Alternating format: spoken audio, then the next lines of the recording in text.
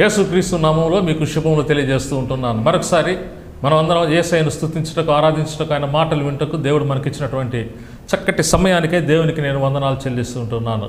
ప్రియ సహోదరుడా, ప్రియ సహోదరి, యేసుక్రీస్తు నామములో మీకు శుభములు తెలియజేస్తూ ఉంటూ ఉన్నాను. ఈ దినాన పరిశుద్ధాత్మ దేవుడు మనతో కొన్ని విషయాలు ఆయన జ్ఞాపకం చేయాలని ఇష్టపడుతూ ఉంటూ ఉన్నాడు. ఈరోజు మనం చూస్తూ ఉన్నాం, క్రైస్తవ లోకంలో ఇన్స్టాంట్ అనేటువంటిది ఎక్కువైపోతూ ఉంది. అంత త్వరగా ప్రార్థన చేయగానే కార్యాలు జరగాలి, ప్రార్థన చేయగానే జవాబు రావాలి, ప్రార్థన చేయగానే ప్రతిఫలం పొందాలి, ఇమ్మీడియట్గా జరిగిపోతూ ఉండాలి.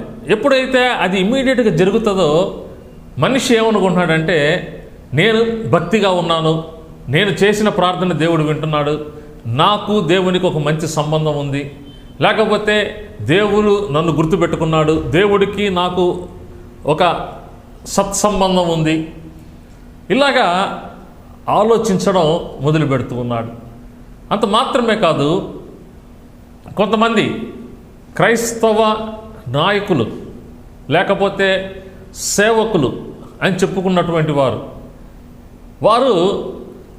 ప్రజల యొక్క మనోభావాలను ఆసరా చేసుకొని వారిని భావోద్రేకాలకు లోనుపరుస్తూ వారి యొక్క బలహీనతలను వీళ్ళు క్యాష్ చేసుకోవడం మనం చూస్తూ ఉన్నాం.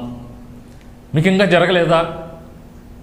మీరు ఇలాగ చేస్తే మీకు జవాబు వస్తుంది, మీరు ఇలాగ ప్రార్థన చేస్తే మీకు జవాబు వస్తుంది, మీరు అక్కడికి వెళ్ళి వాళ్ళ చేత ప్రార్థన చేయించుకుంటే మీకు బాగవుతుంది, లేకపోతే మీకు మేలు జరగాలంటే మీరు పలానా ప్రాంతానికి వెళ్ళండి, పలాని వ్యక్తుల్ని కలవండి, లేకపోతే వారికి ఇంత కానుక పంపండి, వారు మీకోసం ప్రార్థన చేస్తారు, మీకు పని జరిగిపోతుంది, లేకపోతే పలాని టీవీ ప్రోగ్రాంకి ఇంత ఇస్తే మీకు దేవుడు మేలు చేస్తాడు. ఇలాంటి మాటలు మాట్లాడుతూ ప్రజల్ని ఒక రకమైనటువంటి అయోమయ పరిస్థితిలోకి తీసుకొని వెళ్తూ ఉన్నారు.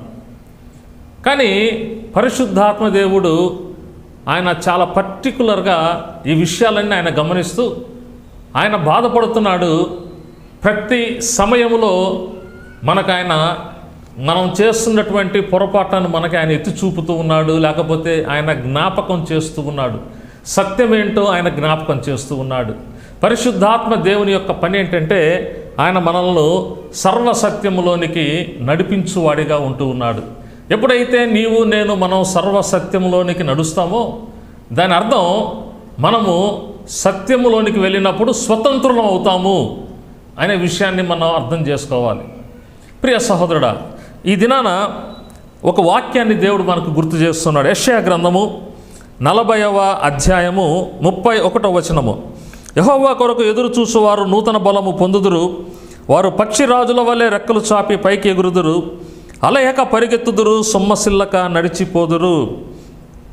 యెహోవా కొరకు ఎదురు చూచువారు, ఎదురు చూచేటువంటి అనుభవము క్రైస్తవ జీవితంలో చాలా అవసరము.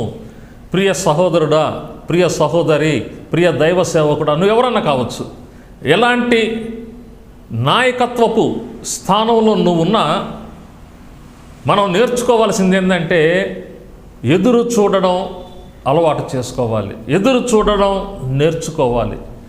వెయిట్ అపాన్ ద లార్డ్, దేవుని మీద మన గురి, దేవుని మాటల మీద మన గురి, దేవుడు చెప్పింది చేస్తాడు అనేటువంటి ఒక ఆ ఆలోచన మనం కలిగి ఉండాలి. అంతేగాని నేను ప్రార్థన చేశాను కాబట్టి జరిగిపోవాలి, నేను ప్రార్థన చేశాను కాబట్టి పని జరగాలి, కార్యం జరిగిపోవాలి, స్వస్థత జరగాలి, ఉద్యోగం రావాలి, నాకు ఎందుకు జరగదు అంటే దేవుడు నాకు ఇవ్వట్లేదు, ఇలాంటివి కాదు. ఇవన్నీ ఒక పరిణితి లేనటువంటి ఇమ్మెచ్యూర్డ్ క్రిస్టియన్, పరిణితి చెందనటువంటి క్రైస్తవ జీవితం అది. వాక్యం చాలా క్లియర్గా ఏం చెబుతుందంటే, కీర్తనలు 25 మనం చూసినప్పుడు ఈ 25వ కీర్తన 3వ వచనం చూస్తే, నీ కొరకు కనిపెట్టు వారిలో ఎవడును సిగ్గు నొందడు, హేతువు లేకుండానే ద్రోహము చేయువాడు సిగ్గు నొందుదురు. నీ కొరకు కనిపెట్టు వారిలో ఎవరును సిగ్గు నొందడు. ఎవ్వడు కూడా సిగ్గునందడు. దేవుని కొరకు నువ్వు కనిపెడుతున్నావా?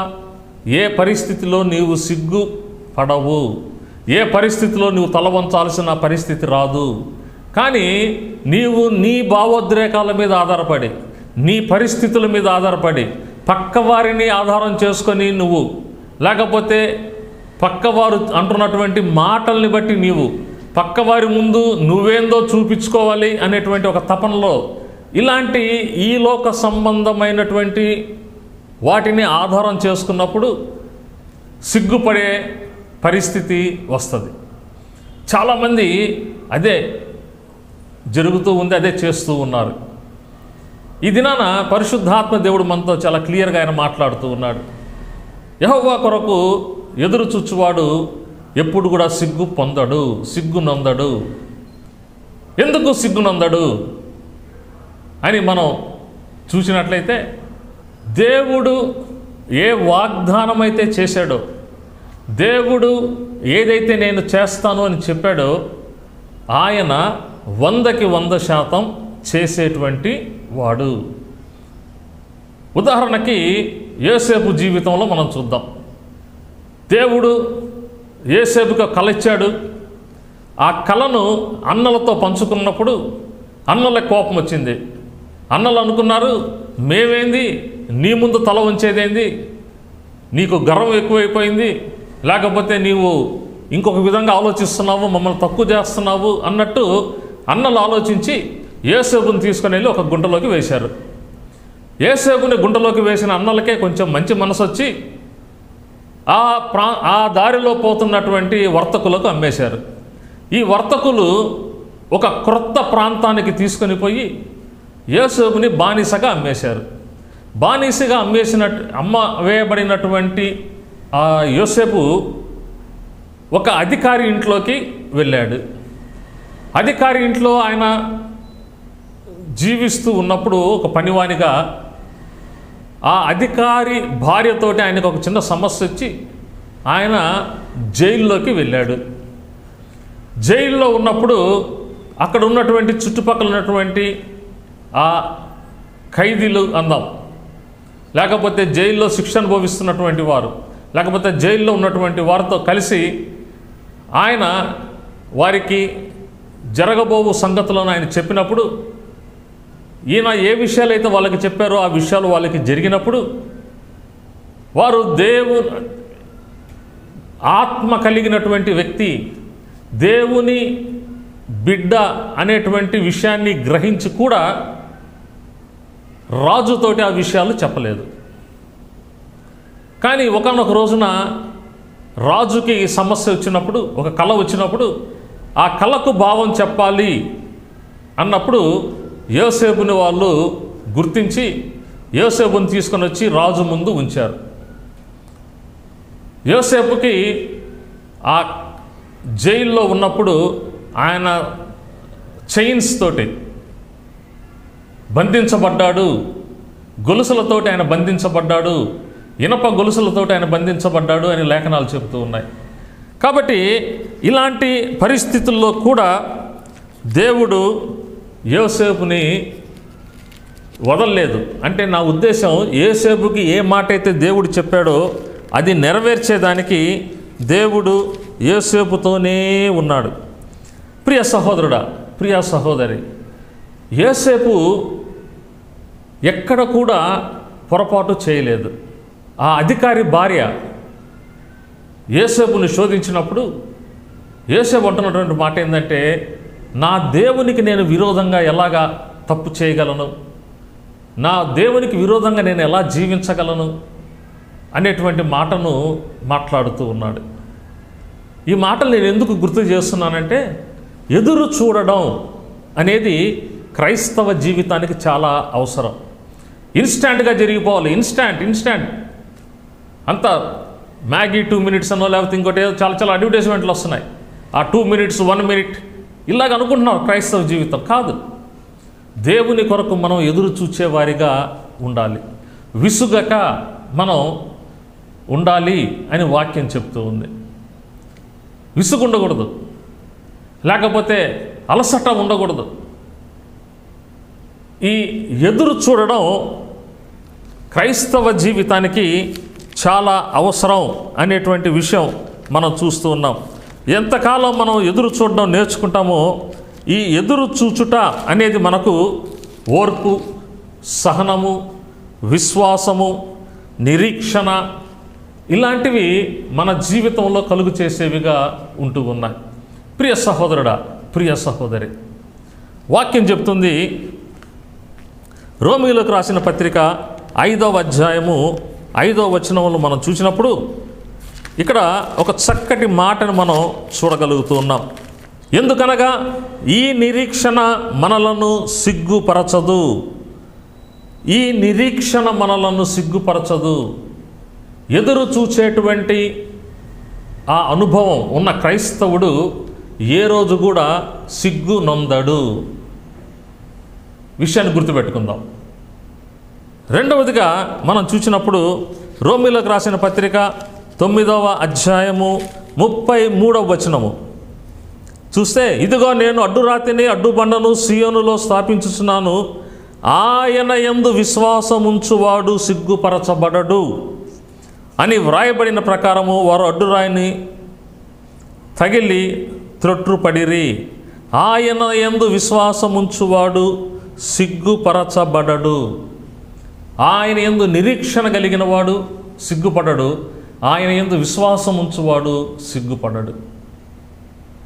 ఎలాగ మనం దేవుని మీద మనకు నిరీక్షణ ఉంటుంది, ఎలాగా దేవుని మీద మనకు విశ్వాసం ఉంటుంది అని మనం చూసినట్లయితే, పౌలు భక్తుడు కొరింథీ సంఘానికి రాసినటువంటి మొదటి పత్రిక 2వ అధ్యాయము 9-10 వచనాలు మనం చూసినప్పుడు, ఇందును గూర్చి దేవుడు తన్ను ప్రేమించు వారి కొరకు ఏవి సిద్ధపరిచినో అవి కంటికి కనపడలేదు, చెవికి వినపడలేదు, మనుష్య హృదయమునకు గోచరము కాలేదని వ్రాయబడి ఉన్నది. మనకైతే దేవుడు వాటిని తన ఆత్మ వలన బయలుపరిచి ఉన్నాడు. ఆ ఆత్మ అన్నింటినీ, దేవుని మర్మములను కూడా పరిశోధించుచున్నాడు. దేవునికి మహిమ కలుగునుగాక.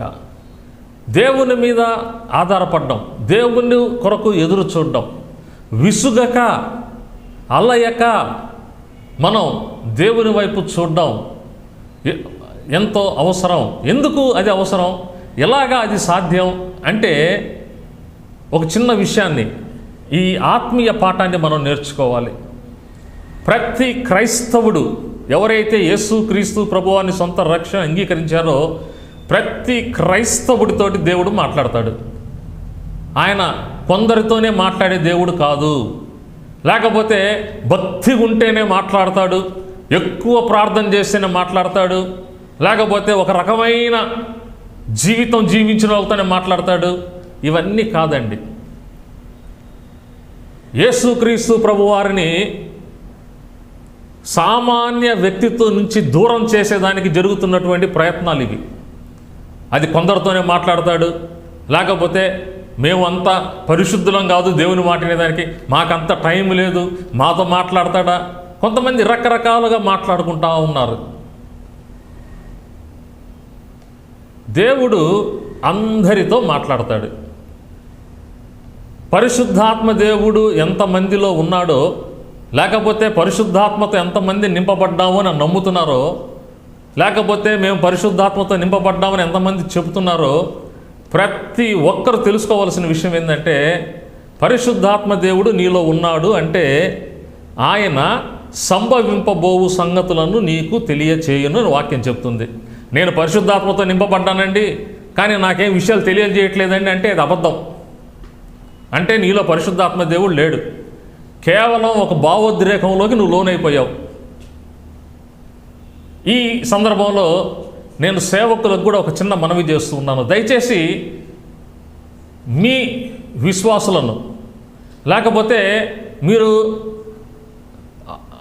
అభిషేకము నేను ఇస్తున్నాను, లేకపోతే అభిషేక ఆరాధనకి రండి, మీరందరూ పరిశుద్ధాత్మతో నింపబడ్డారు అని ఎవరితో అయితే మీరు చెప్తున్నారో వారికి విషయాలు నేర్పించండి. వారితో పరిశుద్ధాత్మ దేవుడు మాట్లాడాలి. సంభవింపబోవు సంగతులు పరిశుద్ధాత్మ దేవుడు చెప్పాలి. పరిశుద్ధాత్మ దేవుడు ఒప్పింప చేయాలి. ఇవన్నీ పరిశుద్ధాత్మ దేవుడు చేసేటువంటి పనులు. మనం వాళ్ళకి ఆ విషయాలన్నీ నేర్పించకుండా, ఆ విషయాలు తెలియజేయకుండా వాళ్ళని అజ్ఞానంలో ఉంచేసి మనమేదో చేసేస్తున్నాం అని మనం క్రైస్తవ సమాజాన్ని తప్పుదోవ పట్టించడం అది చాలా తప్పు. ప్రియ దైవ సేవకుడా, నేను విమర్శించట్లేదు, కానీ మీ బాధ్యతను మీకు గుర్తు చేస్తూ ఉన్నాను. ఈ మాట దేవుడు మనతో చెప్తూ ఉన్నాడు. ఒక వ్యక్తి మాట్లాడుతున్నాడు అని అనుకోవద్దు, పరిశుద్ధాత్మ దేవుడు మీతో మాట్లాడుతున్నాడు అని మీరు దయచేసి అర్థం చేసుకోవాలి. పరిశుద్ధాత్మ దేవుడు ఆదరణకర్తగా ఆయన మనకి ఇవ్వబడ్డాడు అని మరి యేసుక్రీస్తు ప్రభువారు చెప్తూ ఉన్నారు. ఆయన అంటూ ఉన్నాడు, నేను వెళ్తున్నాను, మీకు వేరొక ఆదరణకర్తను నేను ఇస్తూ ఉన్నాను. ఆయన మీ వద్దకు వచ్చినప్పుడు మిమ్మును సర్వసత్యములోనికి నడిపించును. ఆయన తనంతట తానే ఏమీ బోధింపక వేటిని వినునో వాటిని బోధించి సంభవింపబోవు సంగతులను మీకు తెలియచేయును. ఎవరికి జరిగే విషయాలు వాళ్ళకి తెలియజేస్తాడు. ఇంకొకరికాడికి పోయి నేను పలానోళ్ళకి చెప్తాను, నువ్వు అక్కడికి పో అని చెప్పడు. నీవు పరిశుద్ధాత్మతో నింపబడ్డావా, నీలో పరిశుద్ధాత్మ దేవుడు ఉన్నాడా, ఆయన నీతోనే మాట్లాడతాడు. ఎప్పుడైతే ఆయన నీతో మాట్లాడడం మొదలు పెడతాడో నీవు ఆయన కొరకు ఎదురు చూడడం మొదలు పెడతావు. ఎప్పుడైతే దేవుడు నీతో మాట్లాడో, ఎప్పుడైతే దేవునితో మాట్లాడే అనుభవం నీకు లేదో, నీవెప్పుడు కూడా ఇంకొక వ్యక్తి మీద ఆధారపడతావు. ఆ పాస్టర్ గారు ప్రార్థన చేస్తే, ఈ దైవ సేవకుడు ప్రార్థన చేస్తే, ఆ అక్క ప్రార్థన చేస్తే, ఈ అన్న ప్రార్థన చేస్తే మాకు జరుగుతాయి. ప్రియ సహోదరుడా, ప్రియ సహోదరి, పరిశుద్ధాత్మను మనం కలిగి ఉన్నాము. పాపమును గూర్చియు, నీతిని గూర్చియు, తీర్పును గూర్చియు లోకమును ఒప్పుకొన చేయును. కాబట్టి ఆయన తప్పకుండా మనతో మాట్లాడతాడు.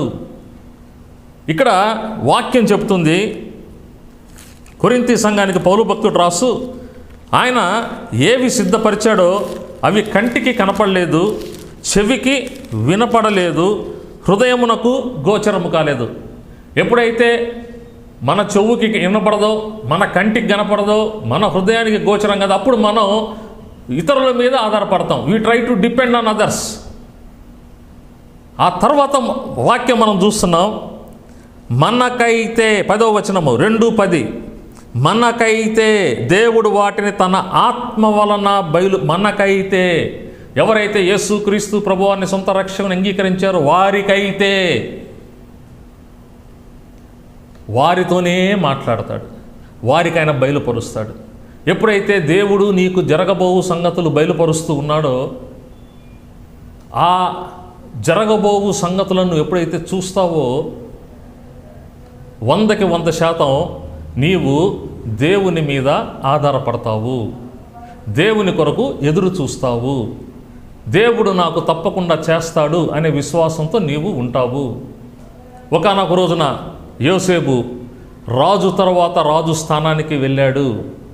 ఈ ప్రయాణం కొన్ని సంవత్సరాలు పట్టింది, కానీ యోసేపు ఎక్కడ కూడా దేవుడు ఆయనకి ఇచ్చినటువంటి దర్శనాన్ని కోల్పోలేదు. ఏ పరిస్థితుల్లో కూడా నిరుత్సాహపడలేదు. ఏ పరిస్థితుల్లో కూడా ఇన్స్టాంట్, ఈరోజు నీవు నేను మనం ఏ విధంగా ఇన్స్టాంట్ అంటున్నామో ఆయన ఎప్పుడు అలా అనలేదు. ఒక్క ఉదాహరణ చెప్పాలి అంటే, జైల్లో ఉన్నటువంటి ఈయన తోటి ఖైదీలు, మేము రాజు యుద్ధకు వెళ్ళినప్పుడు నీ గురించి అక్కడ రాజుతో చెప్తామని చెప్పి మర్చిపోయాడంట ఆయన. కొన్ని సంవత్సరాలు ఈయన ఆ జైల్లో ఉండిపోయాడు. మన పరిస్థితి మనం ఆలోచిద్దాం. దేవుడు అన్నాడు, యెహోవా కొరకు ఎదురు చూచువారు, ఎదురు చూచే అనుభవం మనకి అవసరం. ఏది కూడా ఒక బ్లైండ్ ఎండ్లో దేవుడు మనకి ఇవ్వడు. అయోమయ పరిస్థితిలో దేవుడు ఎప్పుడు పెట్టడు. నువ్వు అడిగేది అది జరుగుతుందో లేదో, మాకు ఉద్యోగం వస్తుందో రాదో, మా పిల్లలకి పెళ్ళిళ్ళు అవుతాయో లేదో, మాకు పిల్లలు పుడతారో లేదో, మాకు డబ్బులు వస్తాయో లేదో, మాకు దేవుడు ఇల్లు ఇచ్చాడో లేదో, చూసారా ఎన్ని ప్రశ్నలు జీవితంలో ప్రతిరోజు ఒక ప్రశ్నే, జరుగుతుందో జరగదో, జరుగుతుందో జరగదో.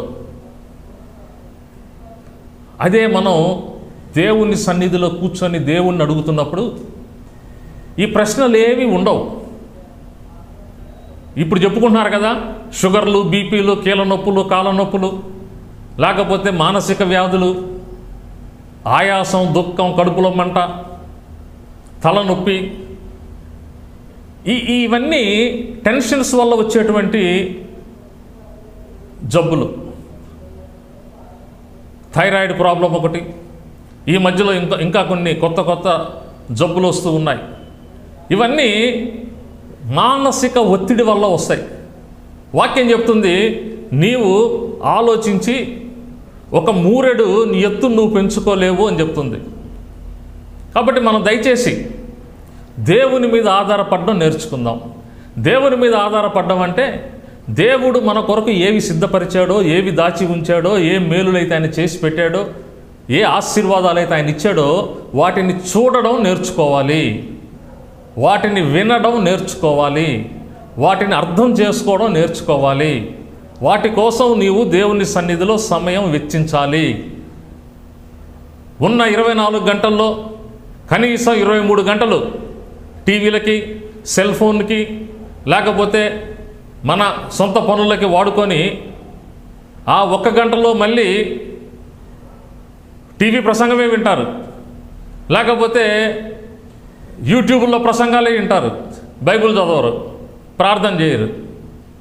అక్కడ కూడా మళ్ళీ మనకి ఈజీగా ఎట్టుంటుందో చూసుకుంటున్నాం. మనం శ్రమ పడకుండా, కష్టపడకుండా ఎలాగ మనకి జరిగిపోవాలో చూసుకుంటున్నాం.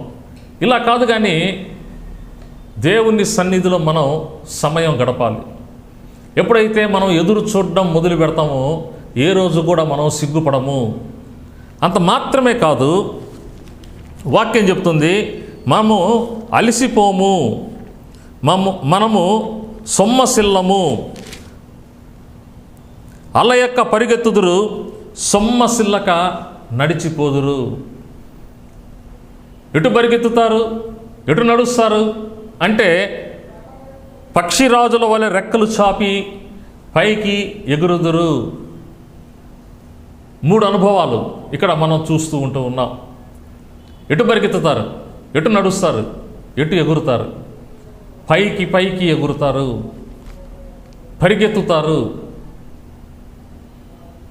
పౌలు భక్తుడు అదే అంటున్నాడు, గురి యొద్దకే నేను పరిగెత్తుతూ ఉన్నాను. ఈరోజు చాలామంది ఈ ఇన్స్టాంట్, త్వరగతిగా జరగాలి అనేటువంటి ఆ ఆలోచనలో గురి మిస్ అయిపోతున్నారు. గురి యొద్దకు ఓర్పుతో పరిగెత్తట్లేదు, గురి యొద్దకు సహనముతో పరిగెత్తట్లేదు, గురి యొద్దకు అల్లయక పరిగెత్తట్లేదు. అంతా జరిగిపోవాలి, క్షణాలలో, గంటల్లో, రోజుల్లో జరిగిపోవాలి. ప్రియ సహోదరుడా, ప్రియ సహోదరి, ఒక మంచి ఎగ్జాంపుల్, ఉదాహరణ మనకి బైబిల్లో నుంచి ఉన్నాడు. ఆదికాండము 13వ అధ్యాయంలో మనం చూసినప్పుడు అబ్రహాము భక్తుడితో దేవుడు చెప్తున్నాడు, అబ్రహామా, నేను నిన్ను ఆశీర్వదించబోతూ ఉన్నాను. ఎలాగ నేను నిన్ను ఆశీర్వదిస్తాను అంటే, నీ సంతానము అభివృద్ధి చెందుతుంది.